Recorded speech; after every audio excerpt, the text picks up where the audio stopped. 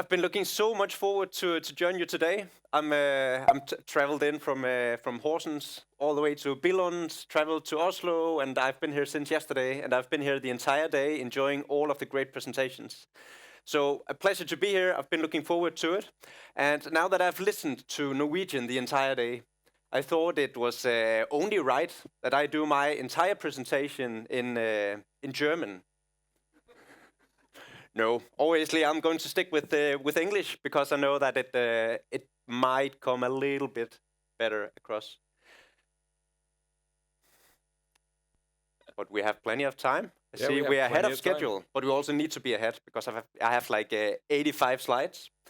And what he didn't tell you already was that in Denmark, when I did my presentation there, I had 45 minutes. And then I was actually allowed to get 40 minutes here, but then I saw the schedule, and there's only 30 minutes. But I'm the last speaker, so I can talk for hours, I guess. All right, so I'm going to go over how we at TRENDHIM went from 30% email revenue coming from automations all the way to 50%. Before I start, I want to ask all of you guys in here, how many of you knew TRENDHIM before I came here today? Please clap. It was not too bad, but we can definitely do better after the presentation.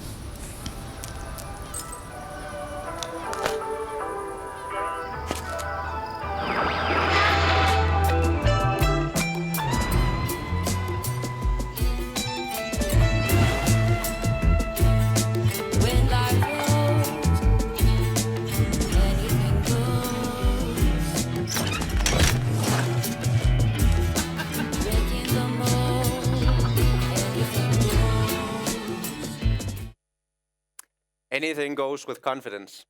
The TRENDHIM vision is to become the world's go-to destination for men's accessories. And we are quite far. We are now accessible in more than 30 markets. We ship more than 1 million packages every year. And that, of course, leads to quite a big subscriber database as well. All these slides will also be shared after the conference, so you don't need to take pictures of all the slides. Even if it's a really interesting presentation, of course, they will come to you afterwards. In the CRM team, we also have a vision, and that email is that today's email should earn tomorrow's open.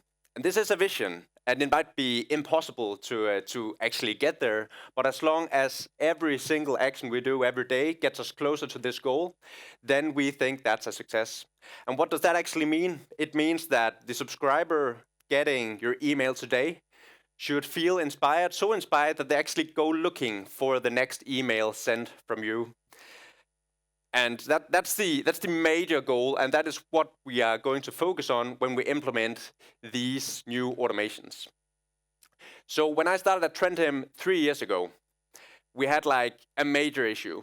We had 18 languages, we had more than 30 markets, and we have quite big expectations of how our emails and all of our visuals should look across the entire business. Meaning lots of text and images, translations, real difficult setup. So our biggest struggle in order to get started with automations, same as many of you would be my guess, was that we spent 80 or 90% of all of our time making newsletters, because that's the short-term revenue, and that is what we could do in order to meet the short-term goals.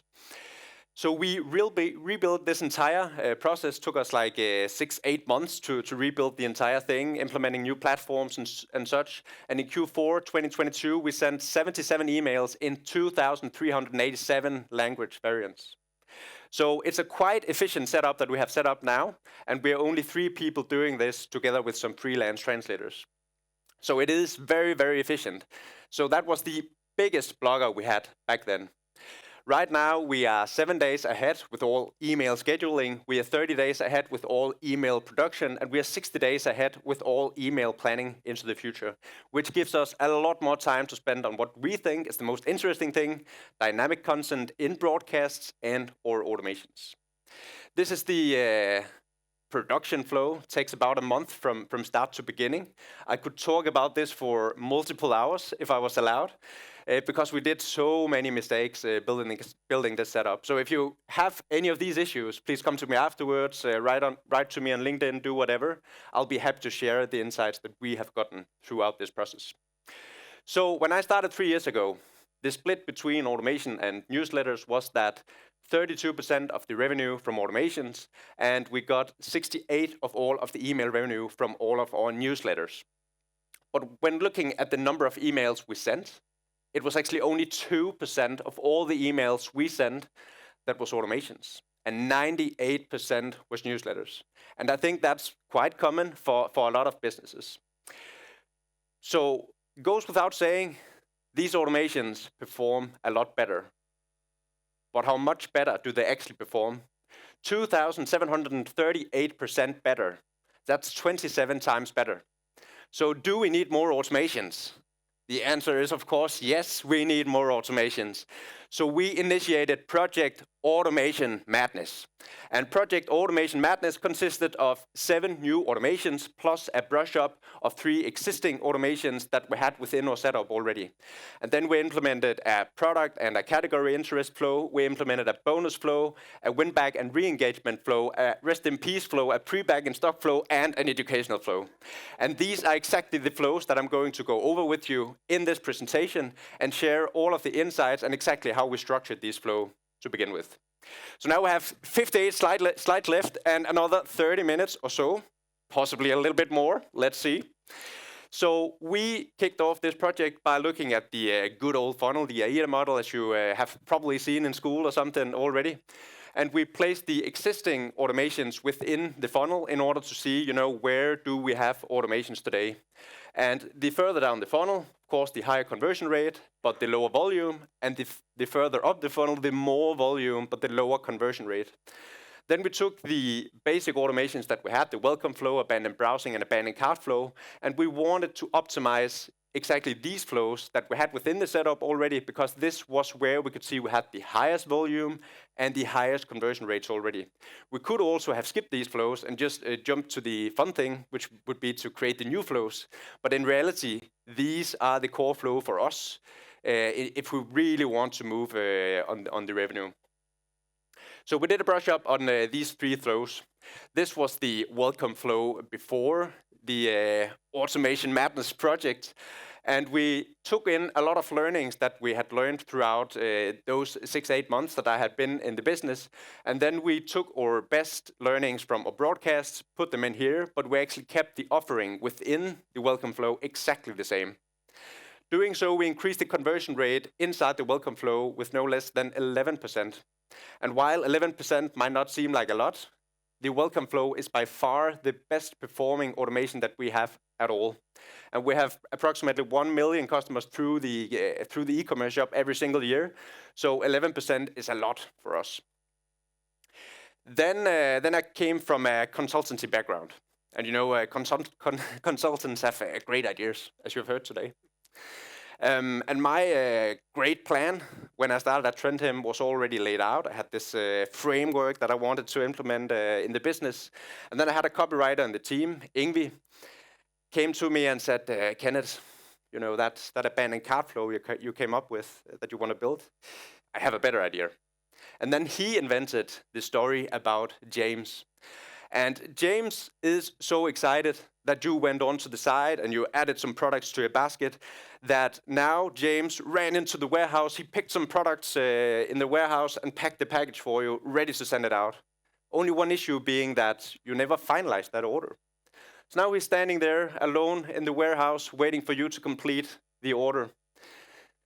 In this email, we make you part of the story. We use storytelling and we use lift images in order to add the the customer's details on top of the top image in the email. Then email number 2, 1 day later. It's been 24 hours. How's he still standing? I have no idea. But he's resilient and he really wants to ship this package, and he refuses to go home or do any other work until you complete your order and he can finally get to ship your package. 1 day later, he fell asleep. For 2 days, James, he waited and hoped. But behind those eyelids and beyond the snores, hope lives on. So go ahead, make his dream come true and complete your order. So this is a completely different way of approaching the abandoned cart flow than practically anyone out there is doing. And when we sent this kind of email, instead of the normal abandoned cart flow we had before, we started getting email replies to these emails. And as most of you might know, it's really hard to get a reply on a marketing email unless it's like, please stop sending me mails, stop spamming me, unsubscribe me. But these replies were different. And customer service knows that, that I love to get some of these replies in. So here we have an example with Bjarne in Denmark writing, hey TRENDHIM, if you can prove that Johan has been standing with the box in 24 hours, then I'll buy 2 of those earrings immediately. Otherwise, I'll have to wait a bit until we get closer to the gifting occasion in a few weeks. And do you even get these emails? And do you read them? Best regards, Bjarne, the evil arm destroyer. I, of course, run into the warehouse, pick those earrings, take a picture, send it back to customer service. Lila from customer service sent him a reply. And then afterwards, he replies back, hey, Leila, get your hand up from that floor and give him an excuse and a good break. Now I put in an order number, thank you for good customer service. Best regards, Bjarne, the complaining arm destroyer. So this is just a very, very good example of what you can actually do and what you can actually achieve through storytelling. And an email flow like this 100% lives up to the fact that today's email should earn tomorrow's open, because the customer want to see what happens to James, and he's entertained by the story, even though he's not in the market to buy the product right now. And that's, for me at least, great. When we look at the performance of these emails, then we can see that we had like a very boring email before, and we have a much greater email now, and soon it'll be even greater because we have like a brand uplift thing going on. But only comparing the first version that we have here, the first version in the new flow over here, we saw a 78% uplift per delivered first email. Only comparing this one to this one. Taking the entire flow into consideration, sending 1 email before and 3 emails in the new flow, we saw a 233% increase in revenue per enrolled subscriber. So all of the doubts that we have had internally with like how many abandoned cart emails should we send, and there was like a lot of opinions also from C-level in the company. They were gone because we delivered on results, and we never got questions about that flow again. The conversion rate in the flow as total is 7% without any type of discount or anything. And when we experiment with discount like free shipping or 10% off coupons and stuff like that, or doing Black Week and campaigns, we can even see that this flow actually has conversion rates between 9 to 12%. So this is really good, at least for us, in an abandoned cart flow. Of course, lots of changes, not only like a personalization and a story, but also like a very big visual uplift and products within the email itself. So we thought to ourselves, you know, now we made 3 emails. We got the okay to set them up. They're performing great. Nobody's asking any questions. Let's make an email number 4 and a thank you email. So we made an email number 4 that should only be sent to all of the customers that got all of the first 3 emails and interacted with some of the emails. They needed to click one of the first 3 emails in order to get the last one. So, of course, volume would be a lot lower, and all of the ones that already purchased would, of course, go out the flow. But all of the ones that purchased from this flow, of course, also needed an ending to the story. So we made a thank you email sent from James as well, standing in the warehouse, have the opportunity to tell a bit about TRENDHIM and the story and how he can now help the next lucky customer. And then, of course, he's like polishing the label in order to make sure that the package gets to your doorstep. And then we made another email, and this was another brilliant idea from my copywriter. But we made an email number 4, and email number 4 is about us not really knowing what to do. You came to the site, you added something to your basket, you didn't complete your purchase. We've never tried it before. We don't know what to do with this package. We sent James home for some well-deserved rest because he has been standing in the warehouse for a long time now. So now we placed the order on a pedestal in the middle of the warehouse, blocking a fire exit, and we can't really do any other work because it's also blocking the warehouse. So make James, us, and the fire marshal happy and complete your order. This email have a conversion rate at 2.8% on this email alone. And here we need to think about that it's only the ones that clicked. It's excluding all the ones that purchased in the flow already. And this email alone for us is contributing somewhere between 80 and 110,000 Danish kroner in revenue every single year, just by adding like another email in the flow. So I see this as a total no-brainer again, if you can do it in a way that it's not, it's still fun and engaging. Then we have the abandoned browsing flow, and this flow is actually quite simple, and it still is. You go to the site, you have a look at some products, we send an email together with some products, one within 2 hours and another one within 24 hours or so. Very simple emails, a banner with a name on it, we have a banner at the top, I'll come back to later, and then we have some of the products that you have been looking at on the site placed in the email. So very simple. This flow have a conversion rate at around 1%. So takeaways until now: give your high performers some love, some extra love. Make sure that you take all of the learnings that you have tested and figured out across your normal broadcast and what else you do, and implement those in the core flows with the highest conversion rates and the biggest volume. And then make it different. Give the subscriber a reason to open up your email versus the competitor's email. So back to the funnel. We took these 7 new flows, placed them in the funnel, and of course the lower on the funnel, the higher conversion rate. So that is where we have like pre-back in stock and some of the flows that is closer to the conversion itself.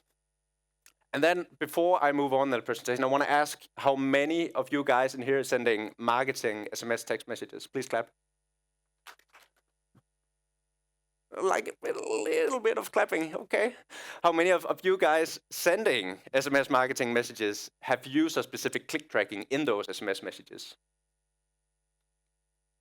Okay, that was actually more than expected. If you don't have user-specific click tracking, then I can highly recommend you doing so. We, together with a vendor called InMobile, developed a solution where we're actually sending all of our SMS messages as an email. So they go from the email platform as an ordinary email with the customer's phone number, and we send it into their platform. And when doing so, our email platform will generate the usual really long tracking link that we don't want to pay to send in a text message because it's really expensive. And then they will turn it into a unique short URL. The benefit of having this short URL and this really long tracking URL is we can trace all of the performance back to that SMS message within the email platform, but at the same time, we can also trigger automations. In these SMS messages, we have somewhere between 8 and 20% click rates. So we are having a lot of clicks in these SMS messages, and doing it like this, we can actually see that we get 12 to 15% more revenue coming directly linked to these SMS messages based on these customers triggering automations like abandoned cart, abandoned browsing, and all kinds of other stuff. So highly recommended if you don't have it already. Then we have some triggers. We have like 4 core trigger flows. We have the abandoned cart, the product and the category interest, and the abandoned browsing flow. Of course, if you added something to a cart, we would like to send you an abandoned cart email. That goes without saying. If you didn't add anything to a cart, but you had a look at some specific products, then the email we send should be about that specific product and not anything else. If you have been showing interest in a certain category, but it's like browsing and looking at a lot of different products within the same category, then we want to send you a category interest email. And finally, we send you the boring abandoned browsing email with only 1% conversion rate. Then when you enter this flow, we send the trigger emails, and then we actually exclude you from all of the broadcasts that we send out. So we don't send you any newsletters in the period that you are in this flow, because our belief is that when we send automations, these can only be more relevant than what we wanted to come up with sending in the broadcasts. Then we have a wait at 4 weeks until you can get back into the abandoned cart flow, and 14 days on the category and product interest flows, and 4 weeks again on the abandoned browsing flow. And the reason that it's less in the 2 flows in the middle is that these are very, very dynamic, and you'll see that in a minute. So the product interest flow is based on you coming onto the site, and we built this only within our email tool. I'm pretty sure that most of you can do exactly the same. So we are tracking, of course, when a user is active on the site. If they go onto a product page, then they enter the flow. We count inside a customer attribute how many times did the customer see this exact product. 1 time, 2 times, 3 times, and even more as well. If at any time you go into the flow and you've been looking at a product more than 3 times within the last 2 or 3 weeks, then we trigger the product interest flow. If not, you go out and you can go back and trigger the flow again next time you're active on the site. So the first email we're sending out is very product focused. It's written in a bit of a dating vibe, but here we're also inserting product details that we have from our Google Shopping feed, using nifty images to build these visuals. And then within the email, we add a lot of different information. So I think we'll go well together, Ryan. Hey you, I'm Dante 2, gold tone stainless steel, skeleton watch with gold tone dial, very SEO optimized. If I'm not mistaken, you've been checking me out. I've been eyeing you too. What I can offer you, and then we have some USPs from the exact product you have been looking at that we also have available in our feeds and on the site already. And then as ETA, come see me. And below that, we are of course putting in similar products to the one that you have been looking at on the site already. Email number 2 in the product interest flow is more broad. So you got the first email about the product, you didn't buy exactly that product. So now we're focusing on other products that is like the product you looked at. So other bestsellers within the same category. Again here, we have 5 popular category name in country right now. And then we have a description. And that description is a pain in the ass for us because we have so many languages and 150 categories. So you can imagine how many different texts that we have across all of these languages. But these texts is also placed on the category pages on the site. So we're just reusing content here and putting it dynamically into the email. Then we have a bestseller product from the category, and then we show those top 5 bestsellers from the category within the same email. And again, some latest view products, some recommendations at the bottom of the email. Product interest facts. This flow alone took 29% of all of the volume that before belonged to the abandoned browsing flow. Meaning that we had like 29% of customers before going into the abandoned cart flow that we actually knew more about, but we weren't using this knowledge for anything. We were just sending them the same email as everyone else, not really focusing on the exact product that they were interested in. This flow has a click rate at around 13%. And we have a flow conversion rate at 1.8%, so much higher than the abandoned browsing that was the alternative before. Then we have the category interest flow. And inside the category interest flow, we do pretty much the same thing as in the product interest flow, but here we're counting the number of times you view a product page plus products within categories. So if you view like 5 different product pages within the same category, then you'll go into this flow 4 or 5 times. And then we'll count every time you have been showing interest into a specific product or a specific category. And when that reaches 3 or above, within 2 or 3 weeks, then you'll trigger the category interest flow. Inside the category interest flow, the email number 1 is more high funnel. It's high up in the funnel. You are trying to figure out what product to buy. You're kind of in the exploration phase. So in here, we again put in some merge tags for the category, put in a category bestseller, but then we add content to the email. Content that might be entertaining for you or content that is interesting for you because you had a look at the categories. Could also be size guides and stuff like that related to the category. Then below that, bestsellers from within the category. Category interest email number 2 is actually the exact same as we use in the product interest flow. And the reason for this is that we tried to experiment and we tried to send an email number 2 in the product interest flow that was focused on customer reviews, good customer reviews on that single product you have been looking at, and send out an email about that. And it performed horrible. So we went back and then we took the category interest email number 2 and put that back in the product interest flow as well because it performed a lot better. So exactly the same email here, no news. Facts about the category interest flow is that it took around 15% of the volume from the abandoned cart flow, the abandoned browsing flow, sorry. It has approximately 12% click rate, and we see conversion rates at around 1.6%. So again, much higher than the abandoned browsing flow we sent before.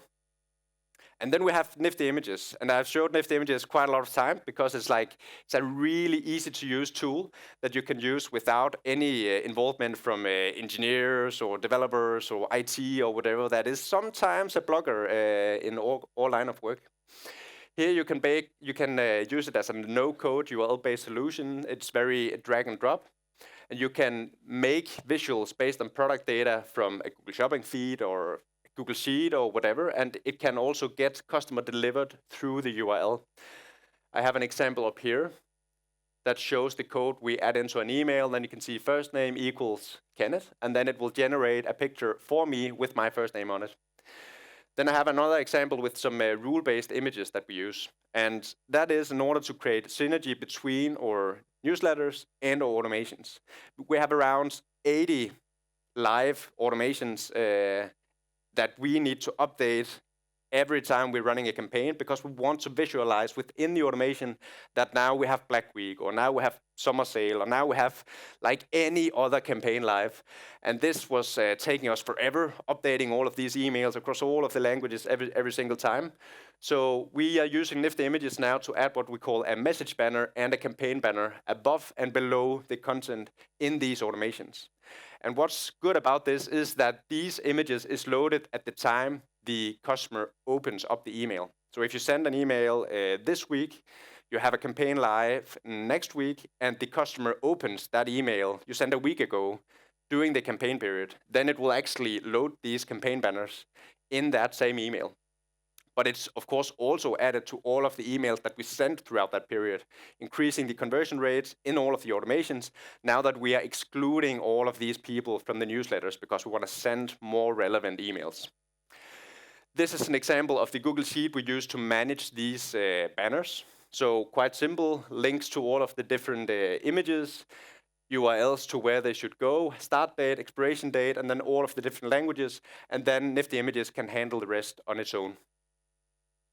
The next thing I want to mention is a hack that we have used quite a few times when we have some really good deals. And it's basically just changing the sender name in your email. So before it was just TRENDHIM, but now we have TRENDHIM free shipping that we use when we have free shipping campaigns. And if we have like a really big sale going on, then we change it to TRENDHIM, and then we mention the sale in the sender name. And what this does is that when the subscriber get a notification on their phone, usually you can't see the subject line on the email they got on the phone when you get the notification, but you can see who it's from. And here, everyone that is interested in that sale or free shipping at that moment will go in and find your email, open it, and hopefully have a conversion. We have seen uplift at 10 to 25% on using this kind of tactic when sending emails. But I also believe that it shouldn't be misused. So if we use it too much, then I also believe that the performance of using this trick will go down. So we only use it when we have like really good discounts and good sales. Then we have a bonus flow. And the bonus flow is actually quite simple. You finish any other flows, then we wait for another 7 days, and then we check through the API if you had a purchase the past 14 days. Then we check again, did you get any of the best deals that we have across the automations the past 30 days? And if you didn't, then you trigger the bonus flow. Otherwise, you exit. And the bonus flow is just a long series of different deals that we have that we can offer our customers.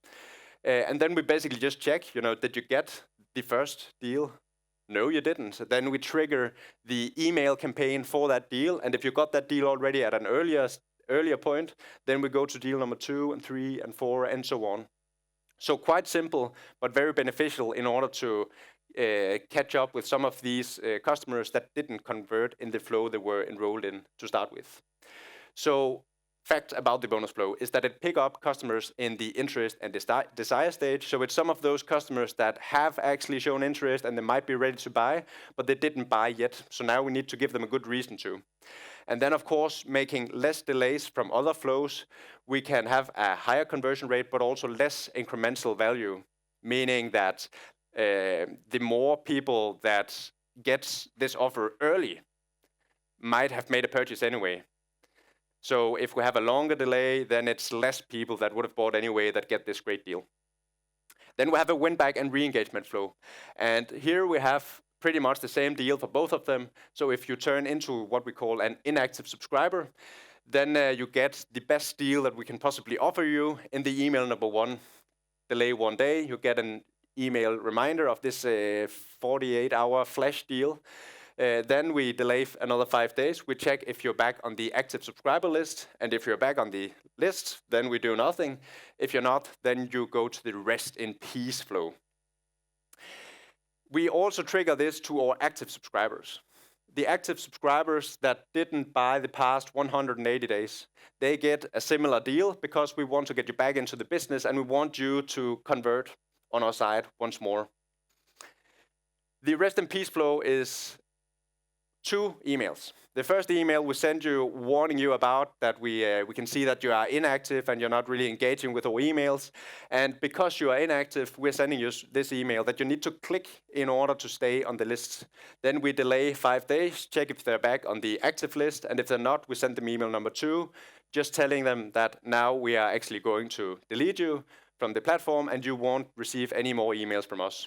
And is this a good idea to delete these guys? I believe so. We made like a big split test when I started. We had like 1.2 million subscribers, and I wanted to cut it in half to only sending to 600,000 people. And what we discovered during this test that took like 6, 7, 8 weeks or so was that only 5 to 10% of the revenue was coming from those 600,000 people that we defined as being inactive.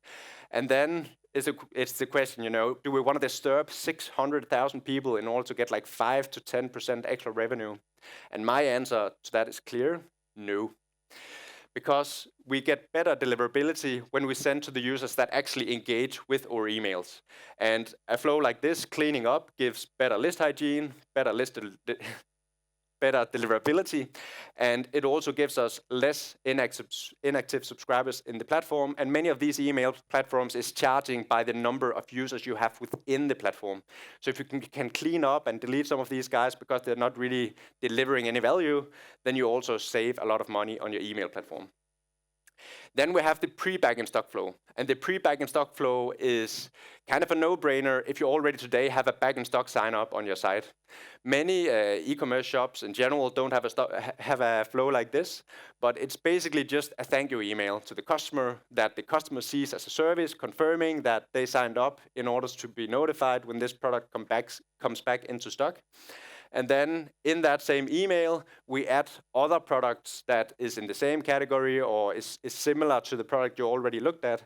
And we see conversion rate in an email like this at 2.3%. So quite easy to set up, total no-brainer, makes revenue from day number 1. And then we had this issue with all of the broadcast emails. And we wanted to get closer to our email vision that today's email should earn tomorrow's open. So we wanted to make an educational flow with a lot of content, but we didn't have the resources to make all of this content and send all of these segmented emails. So we developed a flow that you enter just after the welcome flow, then you go into the educational flow, and then every Tuesday, until we don't have any more segmented educational content, you get one of the emails from the educational flow. And it's basically 100% reuse, made from all of the emails that we have produced already from our for our broadcast that we send out every single month. Then we take these exact same emails with the exact same content focus and we add them into the educational flow. So it's no extra additional work for us actually. We see 50% lower unsubscription rate on this kind of email that is more content focused than product focused, because we tend to send a lot of emails about campaigns and products, and then an email like this really stands out. It's always on, and at the time I made this presentation, it was our 3rd best performing flow and growing, and we just kept adding more and more content into it. And now the flow turned so big that the email platform broke inside that flow. So now we have to split it up into multiple flows, but it's still performing, and it's something that we are going to continue doing. Every Tuesday, you go to the next email in the flow, and then we check what kind of interests you have. If you have been showing interest in jewelry, or if you have bought any jewelry, then we will send you a jewelry email. And if not, then you go to the next branch in the flow, and we check if you have been showing interest in watches or suit accessories, and then you might get an email about 5 tie knots instead. This is an example of one of the emails, not very text heavy, very easy to scroll. It delivers value to the customer, and the idea is that they should get something out of reading this email, and they should be able to get more out of the products they already have at home. At the bottom of the email, we of course add in some products still, but the primary focus here is not the click, it is that we deliver good value within the email. So the status today, and I'm in good time I see, is that we get more than 50% of our email revenue from our automations. Actually, it's 54% of our email revenue that today comes from automation. And then you could argue that 46% of the revenue is broadcast, and we might have just moved a lot of revenue from broadcast and into automation. But when we look at the numbers, we actually see that broadcast remained steady with kind of the same performance as before. We're just a lot better at converting all of the customers that clicks those emails, go onto the site, and is practically ready to buy. So we went from sending only 2% of our emails as automations. Now we are at 16. So the conversion and the 27 times better is definitely not the case anymore, because we're sending a lot more automations. But it is contributing quite a lot to the daily life as well, because we spend a lot less time building emails, and we're actually sending better content to the audience. So key takeaways to take home. Start with the basics, take a look at the existing flows, where you have the biggest volumes and the highest conversion rates. And then start there, no matter if it's new flows or if it's existing flows you have already. Think in the funnel, where in the customer journey are you missing automations today? And where in the customer journey do you have additional data on your customer, and how can you use that data in order to give them a better experience? And then finally, make it interesting and create that synergy between automations and broadcasts, so that you can be as relevant as possible, and then use storytelling and be creative and visual in what you do, so that you stand out from the competition.